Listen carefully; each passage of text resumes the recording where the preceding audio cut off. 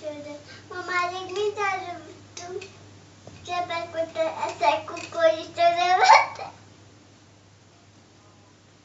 Gyakorlatilag mondjuk. Na, szia, ma már rég mondjuk. De ne felejtsétek el Kinder toját hozni, jó? Mert szeretem én a Kinder tojásokat, jó? Mama, szia, még beszélgetünk, mert keresünk zsebeszkét itt, szia!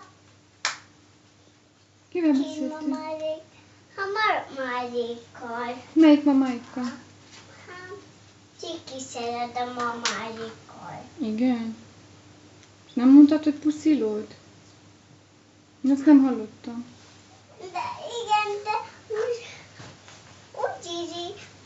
úgy akar, még beszélgetünk máskor is, azt mondtam. Szia, kicsi mama!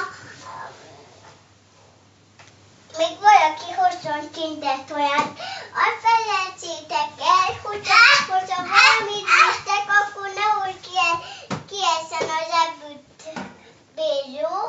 Mert a Kinder tojás csak kicsi darabokban van, és összetörik, jó? Sziasztok! Kész. Elhúzott Péternek a függönyt, hogy nézzen ki? Jó. Miért azt akarja? Szerintem igen. Péter, most elhúzom a függönyt, elhúzom. Jó. Péter, ne húzzad.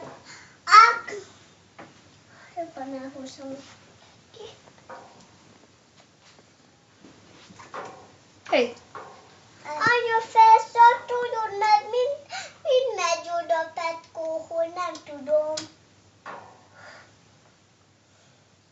Anya, felszart, tudod? Igen, majd felcsatolom később, jó? Jó. Hello! Táj, táj! Táj, táj! Táj, táj!